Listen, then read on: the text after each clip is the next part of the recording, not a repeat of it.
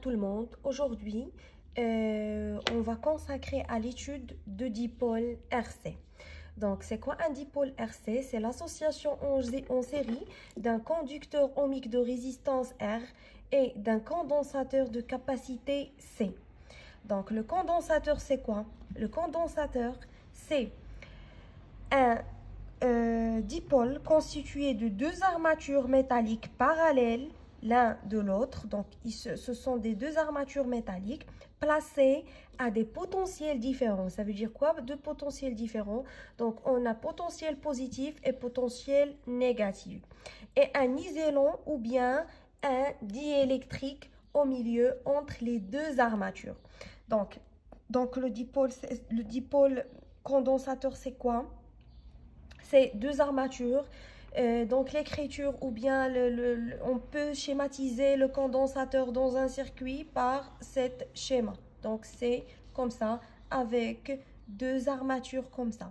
Donc il faut maintenant savoir la relation entre la charge et la tension. Cette relation, il nous aide pour écrire l'équation différentielle de dipôle RC. Alors, c'est quoi la charge? La charge CQ, ça veut dire les charges positives ou bien les charges négatives. Donc, Q, ça dépend que c'est positif ou bien négatif. Et la tension U au bord de condensateur.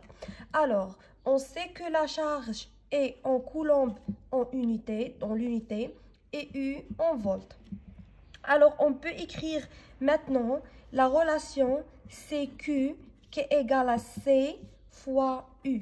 Ça veut dire quoi? C fois U. Q, c'est la charge. C, c'est la capacité de condensateur. C'est capacité. Et U, c'est quoi? U, c'est bien sûr la tension en volts. La capacité, c'est en farad. Et Q en coulomb, comme on a noté ici. Alors, la capacité d'un condensateur, ça veut dire c'est le coefficient de proportionnalité. C'est un coefficient de proportionnalité, bien sûr. La capacité, c'est un coefficient de proportionnalité. C'est en farad ou bien millifarad, etc. Je peux noter ici encore les unités. Bien sûr, 1 millifarad, comme d'habitude, c'est 10 à la puissance moins 3 farad. 1 microfarad, c'est 10 à la puissance moins 6 farad. Et 1 nanofarad, c'est 10 à la puissance moins 9 farad. Et 1 picofarad, c'est 10 à la puissance moins 12 farad. Ça, en général, les unités qu'on peut trouver de capacité. Alors, maintenant, il faut étudier l'expression de l'intensité. Ça veut dire quoi l'intensité? L'intensité, c'est bien sûr c'est l'intensité de courant traversé, un condensateur et la variation de la charge Q au cours du temps. Bien sûr, on a le condensateur, elle est là. Bien sûr, l'intensité de courant I traverser un condensateur et la variation entre quoi? La variation de la charge, bien sûr, Q au cours du temps. Il dépend du temps toujours.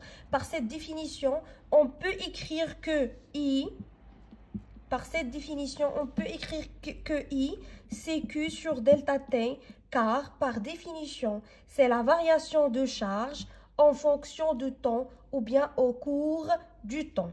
Ou bien, bien sûr, ça, c'est courant continu. Bien sûr, courant continu. Si on a un courant qui est variable, bien sûr, courant variable, on peut écrire I égale à D de Q sur D de T. Et dans la plupart des cas, on écrit on étudie le circuit en courant variable, c'est dans la plupart des cas. Alors, si on utilise maintenant la relation charge-tension, Q égale à C fois U. Alors, on a Q égale à C fois U. Alors, on peut remplacer ici le Q. I devient égal à D, C de U sur D de T. Alors, qui est égal à C, D de U, c'est sur D de T. Et voilà, I en fonction de U et T, et c'est la capacité. Alors, on peut noter I égale à D de Q sur D de T, ou bien on peut utiliser l'équation ou bien la relation charge-tension et noter I égale à C D de U sur D de T. Alors cette U, on peut l'écrire UC parce que c'est la tension aux bornes du condensateur. Donc, voilà, bien sûr, on peut maintenant étudier le sens conventionnel de courant. Bien sûr, ce courant-là, le sens conventionnel, on a le condensateur C. Alors, si l'armature plus, elle est là, et l'armature moins, elle est là, alors, on peut écrire, bien sûr, les bornes AB, par exemple, on peut écrire que, voilà, I, le sens positif de courant, elle est par là. Donc, I, elle est par là. C'est le sens positif de courant. Sens positif. Alors, le courant se déplace de l'armature positive vers l'armature négative. Ici, on peut noter que cette armature est la charge QA et cette armature est la charge QB.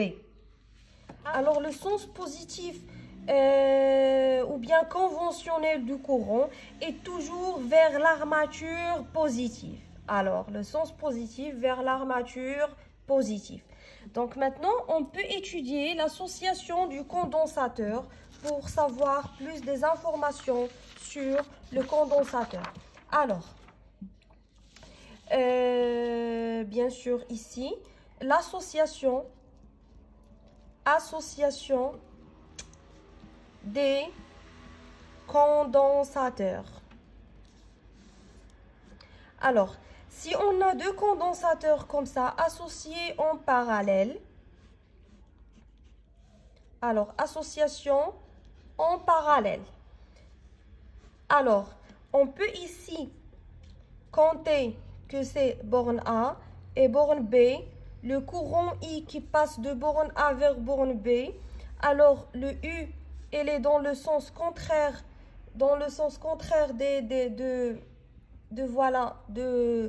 de courant, bien sûr, parce que c'est un récepteur. Le condensateur, c'est un récepteur.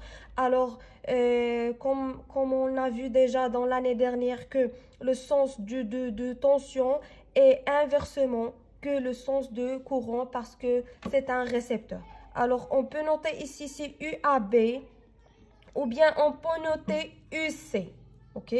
Alors, bien sûr, le schéma équivalent de ce schéma, c'est équivalence de A vers B. Et ici, on peut noter UAB qui est égal à UC, bien sûr. Et le courant I, il passe de A vers B, comme ici. Alors, dans l'association en parallèle, comment on peut étudier cette association? Alors, dans l'association en parallèle, c'est équivalent égal à C1 plus C2. On a ici C1 et ici C2. On peut noter que C équivalent égal à C1 plus C2. Mais dans l'association en série, non. Le C égale à quoi? Dans l'association en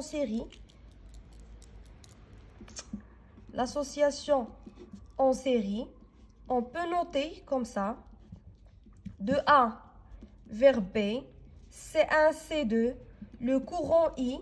Alors, l'équivalence CA, c'est équivalence de A vers B, et ici I.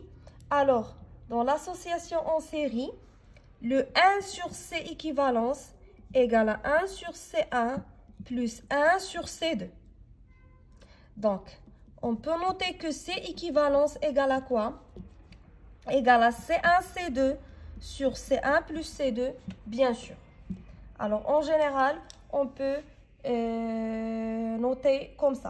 Donc, toute cette information qu'on a dit jusqu'à maintenant nous a aidé pour, bien sûr, traiter la charge d'un condensateur dans un circuit. Alors, charge d'un condensateur. le montage utilisé ici, c'est on a une résistance, et un générateur électromotrice, un condensateur, bien sûr. Ici, on a la position 1 et une deuxième résistance. On peut noter R2 et la position 2. Et on a ici interrupteur K. Alors, maintenant la charge, c'est quoi? C'est qu'on a lié un générateur avec un condensateur en série. Alors, le condensateur, il va se charger à l'aide de générateur. Donc, on met l'interrupteur en position 1. Alors, interrupteur en position 1 ou bien sûr la position 1. Donc, maintenant, on peut étudier l'équation différentielle du circuit dans cette position.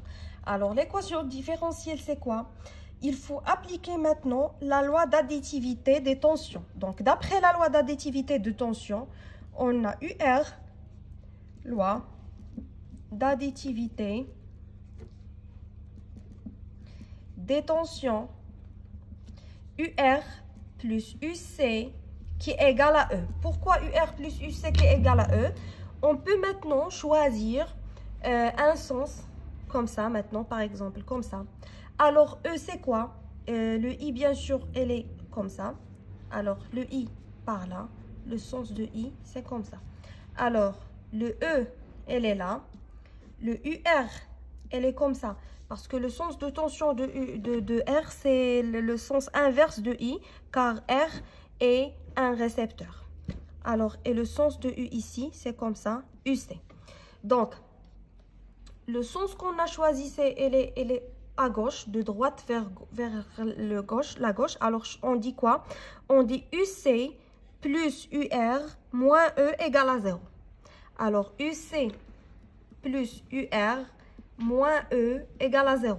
Alors, UC plus UR moins E égale à 0. Ça veut dire que UR plus UC égale à E automatiquement. Donc, maintenant, on peut écrire, bien sûr, cette équation, mais à l'aide ou bien en fonction du tension de condensateur UC. Alors, on peut écrire ici en fonction de UC. Alors, en fonction de UC, c'est quoi? Donc, ici, UR, c'est quoi? UR égale à R fois I. Avec I, on a déjà noté que I égale à D de Q sur D de T. Et Q égale à quoi? Et Q égale à C fois U. Donc, I égale à C, D de UC sur D de T. Donc, par la suite, UR égale à R fois C fois D de UC sur DT. Alors, UR. Donc, on peut ici remplacer le UR.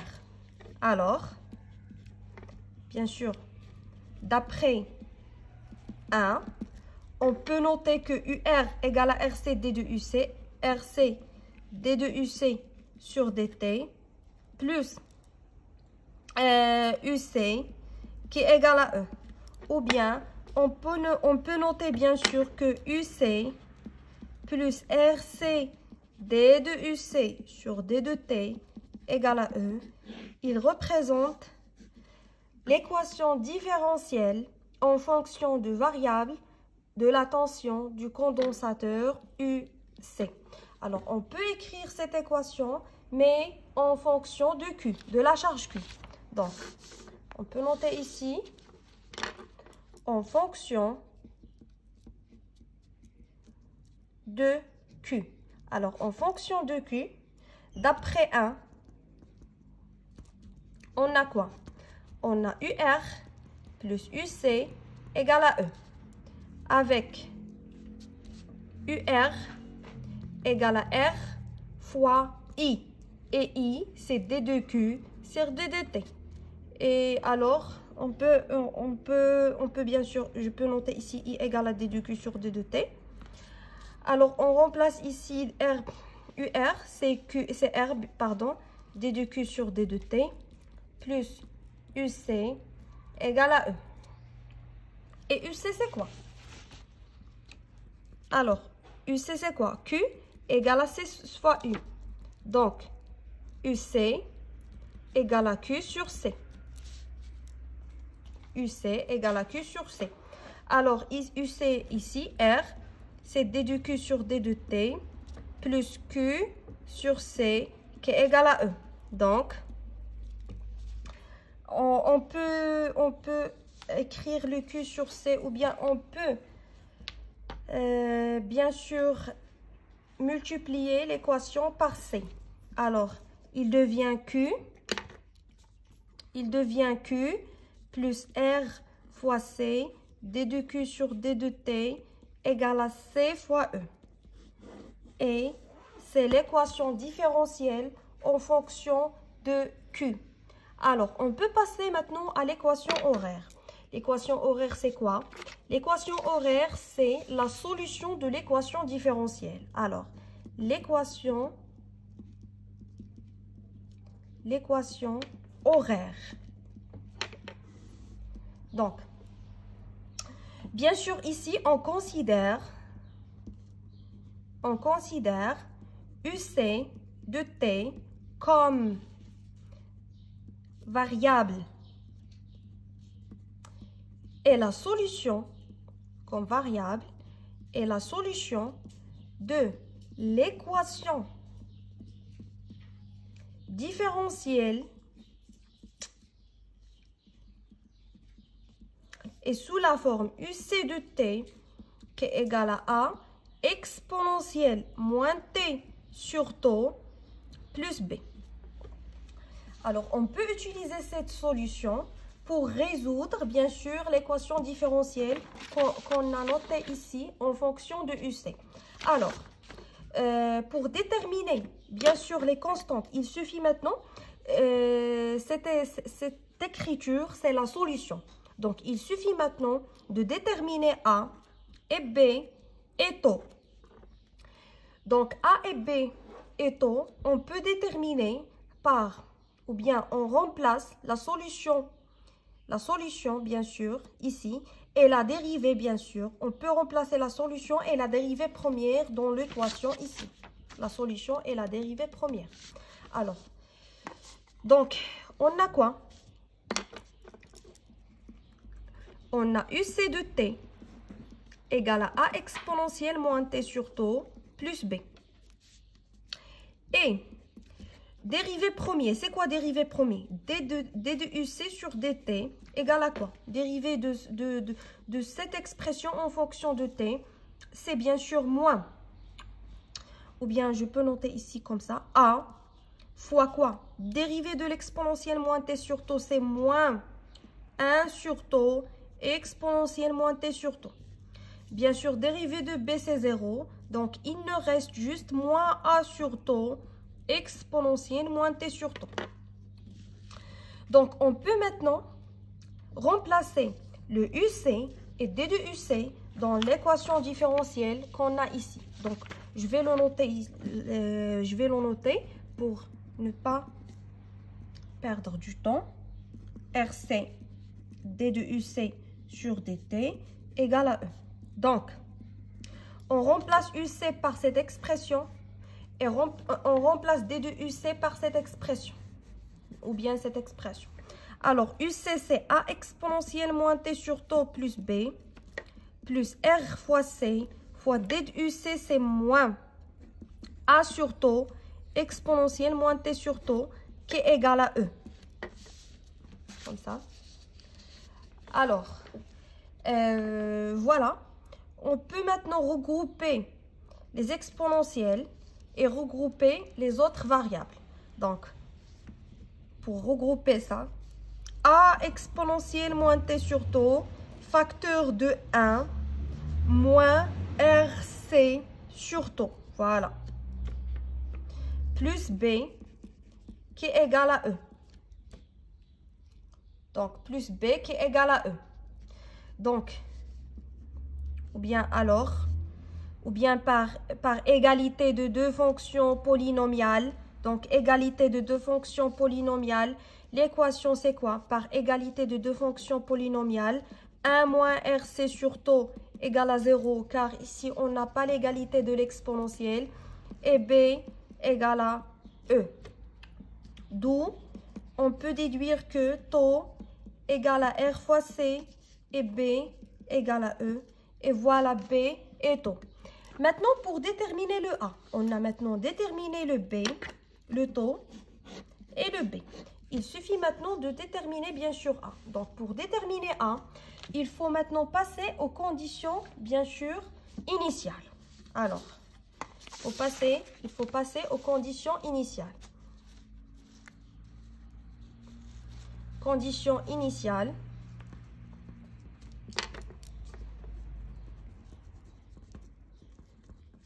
Conditions initiales. Voilà, condition initiale, c'est UC de T égale à 0.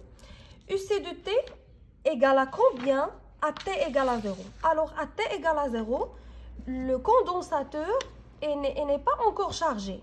Il est épuisé. Donc, égal à quoi? Égal à 0, bien sûr. Donc, on va maintenant faire quoi? On va remplacer ici T par 0, là, dans l'équation. Alors, pour remplacer ici T par 0 dans l'équation, donc UC de T égale à 0 égale à A, exponentielle 0 plus B. Alors, exponentielle 0, c'est 1, donc c'est A plus B qui est égal finalement à 0. Donc, A égale à moins B, alors A égale à moins 1. Maintenant, on a tous les données, bien sûr. On a taux qui est égal à R fois C, on a B qui est égal à E, on a A égale à moins E. Alors, on peut maintenant écrire la solution exactement. Donc, la solution de l'équation différentielle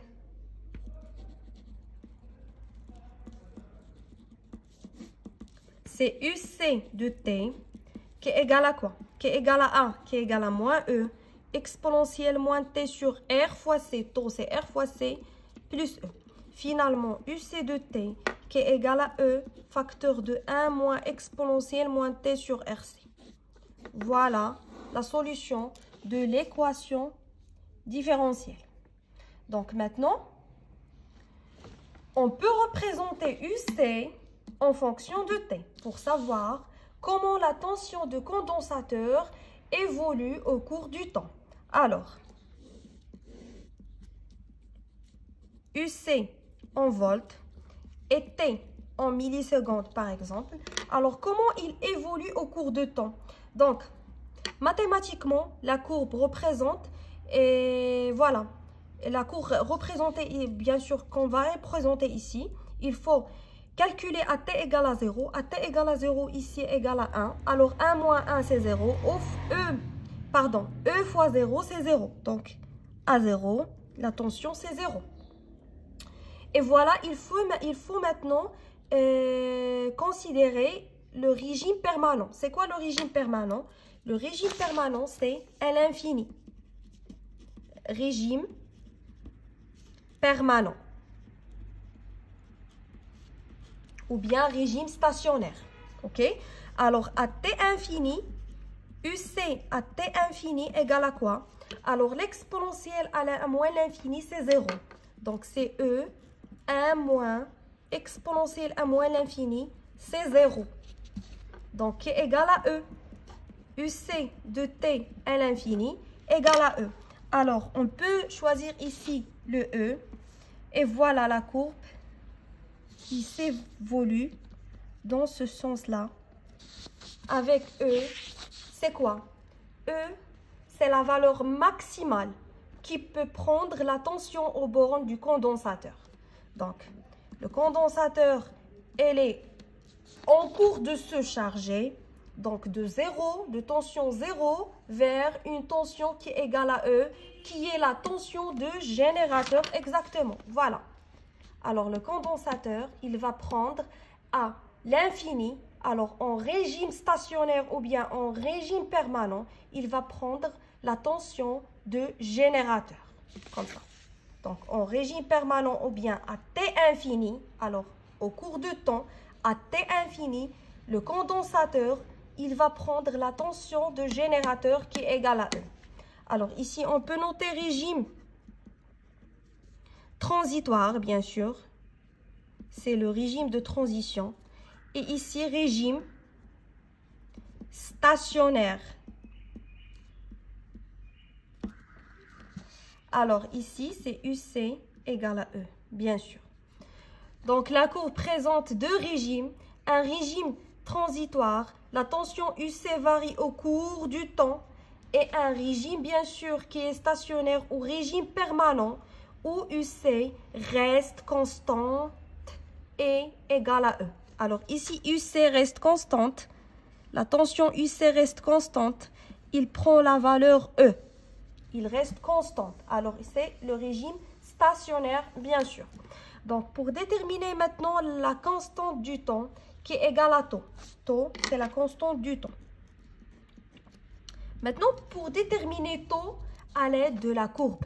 Donc, la première méthode, c'est quoi? Première méthode, c'est quoi? C'est utiliser quoi? Utiliser la solution de l'équation différentielle et écrire UC lorsque T égale à taux. Utiliser la solution en remplaçant T par taux qui est égal à maintenant quoi? C'est E, 1 moins exponentielle moins taux sur taux. Moins taux sur taux. Alors, qui est égal à E, 1 moins exponentielle moins 1. Donc, 1 moins exponentielle moins 1 égale à 0,63E. Donc, maintenant, il suffit de déterminer le 0,63E.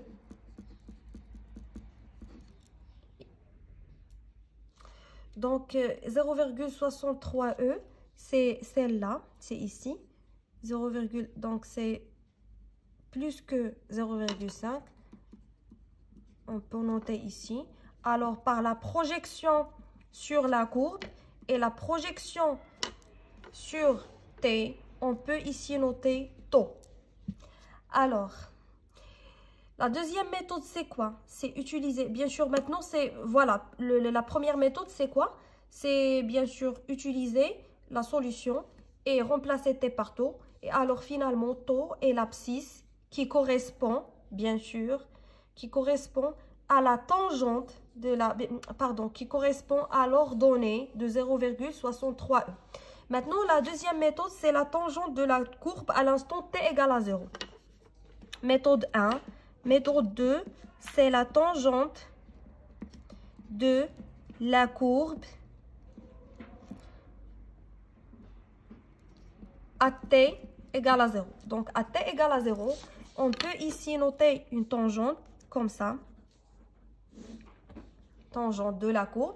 L'intersection entre la tangente, bien sûr, et l'intersection, oui, voilà. L'intersection entre la tangente et, voilà, la valeur maximale, c'est taux. La projection ici, c'est taux. Donc, il faut noter l'intersection entre, bien sûr, la tangente et la valeur maximale et faire la projection et finalement, on trouve taux. Donc, c'est la deuxième méthode. Alors, voilà, c'est tout ce qu'il faut savoir pour étudier la charge d'un condensateur. Dans la prochaine vidéo, on va étudier l'interrupteur sur la position 2. Alors, c'est la décharge d'un condensateur. Alors, au revoir et on se verra à la prochaine vidéo.